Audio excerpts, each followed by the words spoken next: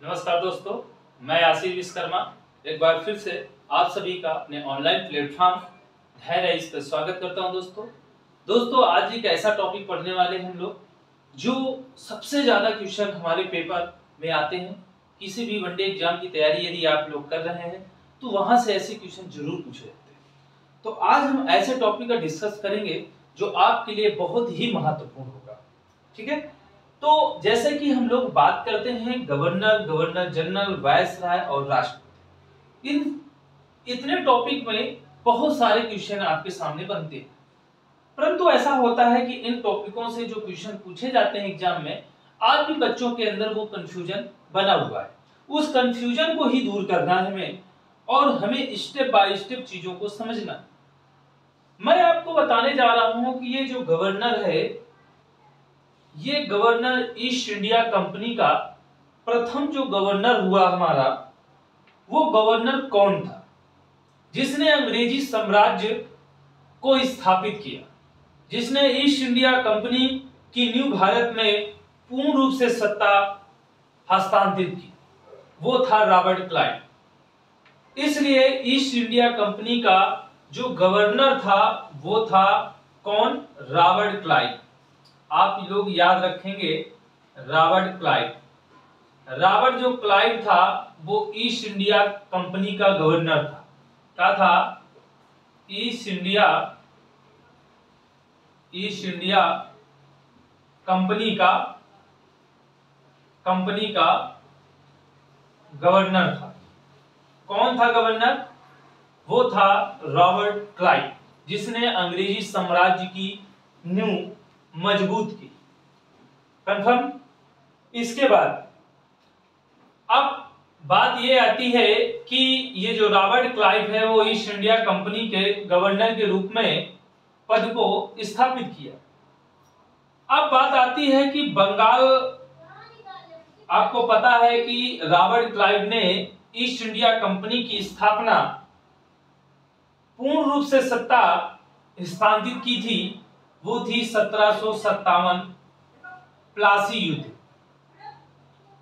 प्लासी युद्ध हुआ था, और उस प्लासी युद्ध के दौरान भारत में ईस्ट इंडिया कंपनी की जो आर्थिक गतिविधियां थी देश के अंदर, उनको ये प्राप्त करने में सफलता ले ली थी। परंतु आगे चल के उन्होंने पूर्ण रूप से बक्सर के युद्ध में आर्थिक और राजनीतिक दोनों रूप से पूर्ण भारत में शासन को स्थापित किया था। तो 1757 आप लोग जानते हैं प्लासी का युद्ध हुआ था 23 जून 1757 को। उस समय Robert Clive east India company का एक गवर्नर था। अब हम बात करते हैं ईस्ट इंडिया कंपनी का जो गवर्नर था वो 1757 से ये कब तक क्या रहता है, इसके बारे में हम लोग बात करेंगे। बहुत सारे गवर्नर, तो ईस्ट इंडिया कंपनी का जो प्रथम गवर्नर था वो हम रॉबर्ट क्लाइव को मानते हैं, मतलब बंगाल का भी गवर्नर कह सकते हैं। तो बंगाल का जो गवर्नर था, जो प्रथम गवर्नर था बंगाल का, वो कौन था? बंगाल का वो था रॉबर्ट क्लाइव। कौन था? Robert Clive. अब बात आती है कि गवर्नर अंतिम कौन था? ये क्वेश्चन आपसे पूछ सकता है, बंगाल का अंतिम गवर्नर कौन था? बंगाल का अंतिम गवर्नर कौन था? तो आप बताएंगे बंगाल का जो अंतिम गवर्नर था वो था वारेन हेस्टिंग।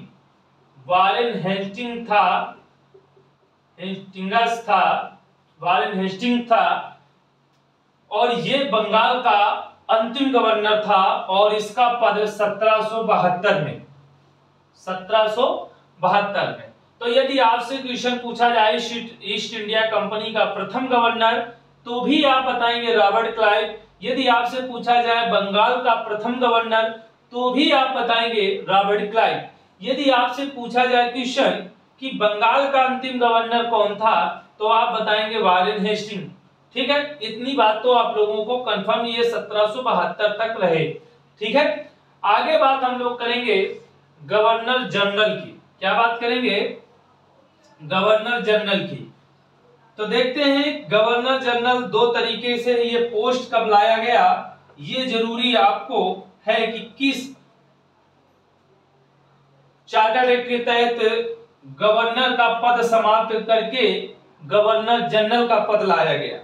आप लोग जानते हैं 1773 का रेगुलेटिंग एक्ट जानते होंगे, रेगुलेटिंग एक्ट जानते होंगे आप लोग। और रेगुलेटिंग एक्ट 1773 में जब आया तो इसने क्या किया, गवर्नर जनरल का पद सृजित किया और गवर्नर का पद हटा दिया।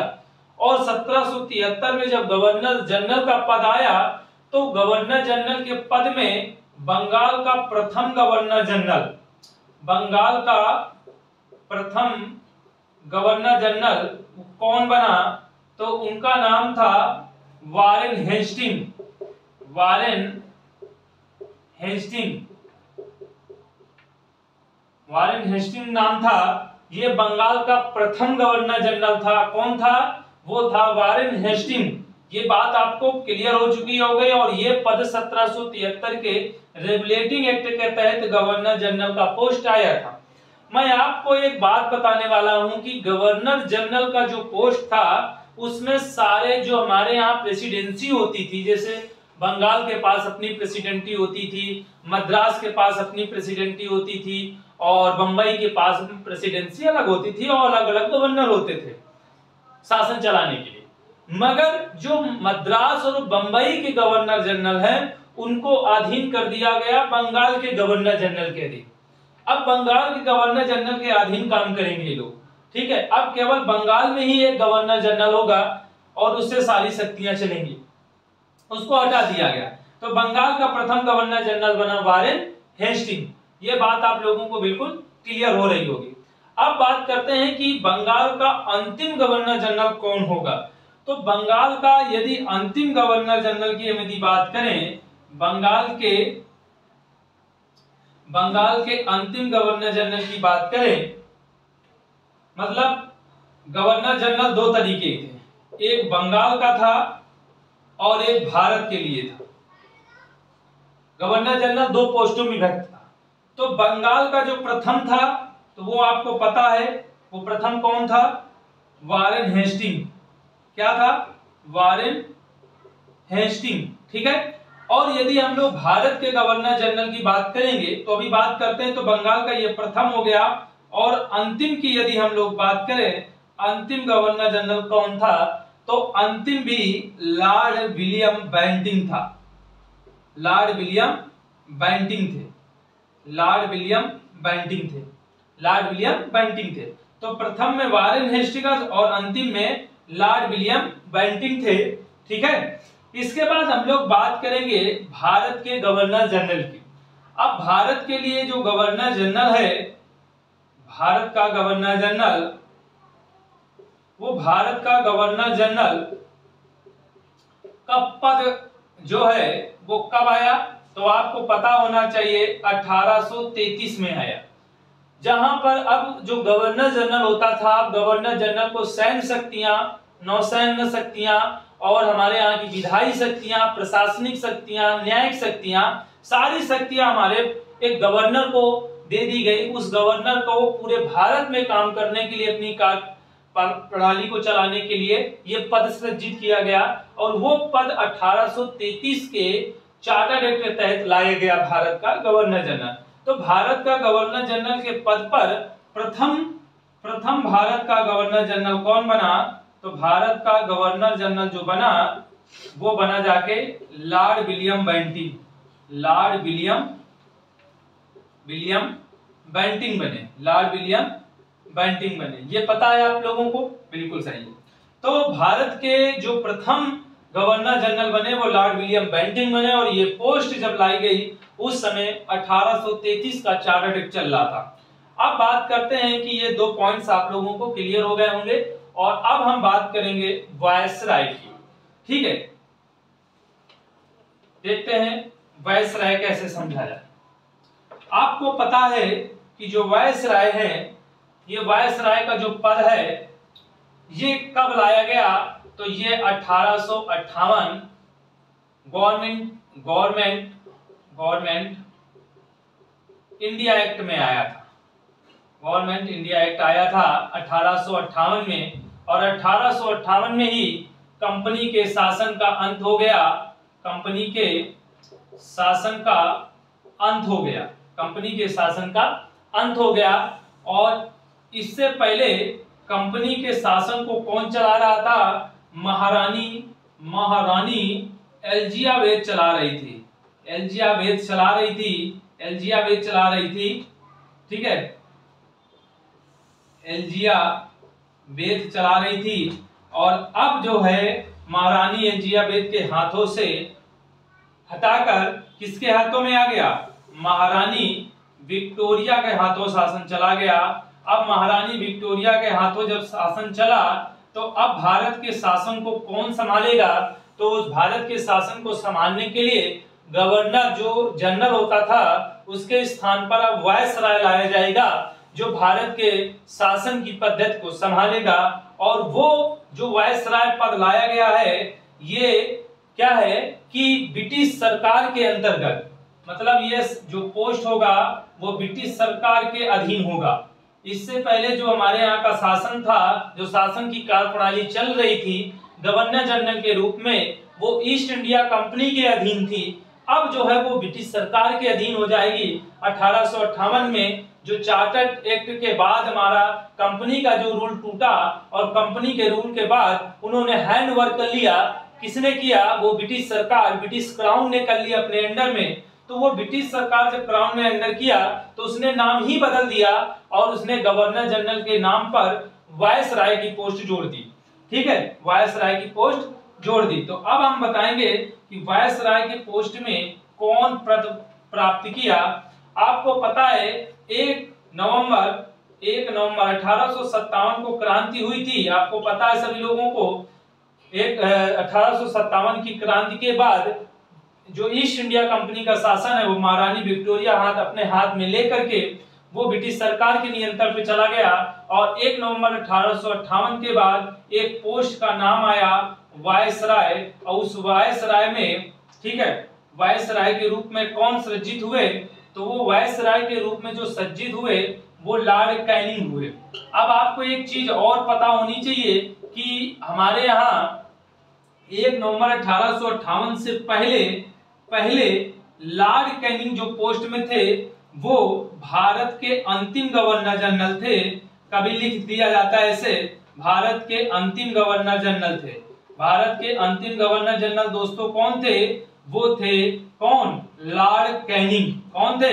Lord Canning. और भारत के प्रथम वायसराय रहे, ये भारत के प्रथम वायसराय रहे, प्रथम वायसराय रहे, ठीक है। ये चीज आपको पता होना चाहिए। आपको पता है कि हमारे यहाँ जो 1857 की क्रांति हुई थी उस समय हमारे यहाँ का जो वायसराय था वो लॉर्ड कैनिंग था। क्या था? लॉर्ड कैनिंग था, या गवर्नर जनरल बोल सकते हैं, गवर्नर जनरल लॉर्ड कैनिंग था। और लॉर्ड कैनिंग का पद जब 1857 के बाद जब कंपनी का शासन रूल टूटा और ब्रिटिश सरकार के नियंत्रण पर शासन आया तो लॉर्ड कैनिंग को एक वायसराय का पद दिया गया। उस वायसराय के पद के रूप में भी उन्होंने काम किया। इससे पहले भारत के अंतिम गवर्नर जनरल के रूप में भी काम किया। तो ये आपको पता होना चाहिए। अब हम बात करेंगे दोस्तों, इसके बाद जो वायसराय था वो भारत के लिए अंतिम वायसराय कौन था? ठीक है, भारत के लिए अंतिम, और गवर्नर जनरल भी चल रहा था, साथ में ही चल रहा था। तो बहुत सारे लोग गवर्नर जनरल ही बोल देते हैं, गवर्नर जनरल, या हम लोग वायसराय भी बोलेंगे। तो आपको पता है कि स्वतंत्र भारत के बाद अंतिम वायसराय या अंतिम गवर्नर जनरल भी बोलेंगे, अंतिम गवर्नर जनरल, इसमें आप लोग थोड़ा दुविधा मत लीजिएगा। अंतिम वायसराय या अंतिम गवर्नर जनरल तो ये थे लॉर्ड माउंटबेटन। ये एक देखिए यो योजना आई थी भारत में, और भारत में योजना 3 जून 1947 को आई थी। और आपको मैं बता दूं कि ये 1947 से 48 तक था ये पद, ठीक है। और जो स्वतंत्र भारत का भारतीय गवर्नर जनरल था, स्वतंत्र भारत का भारतीय गवर्नर जनरल वो 1948 से 50 तक हम बताएंगे, और वो थे श्री राजगोपालाचारी। ये इस पद पर थे, ठीक है, श्री राजगोपालाचारी। ये स्वतंत्र भारत के भारतीय गवर्नर जनरल या वायसराय के रूप में इन्हें पद प्राप्त हुआ था, ठीक है। और ये स्वतंत्र भारत के अंतिम वायसराय या अंतिम गवर्नर जनरल के रूप में लॉर्ड माउंटबेटन इस योजना का आधार था कि भारत को दो राष्ट्रों में, मतलब 2 नेशन डिवाइड करना था, 2 राष्ट्रों में विभक्त करना था, एक भारत और एक पाकिस्तान के रूप में विभाजन करना था। तो इस प्रकार के स्वतंत्र भारत के अंतिम वायसराय, अंतिम गवर्नर जनरल लॉर्ड माउंटबेटन थे, और स्वतंत्र भारत के भारतीय गवर्नर जनरल वायसराय जो 1948 से 50 तक हम पद देखते हैं, वो श्री राजगोपालाचारी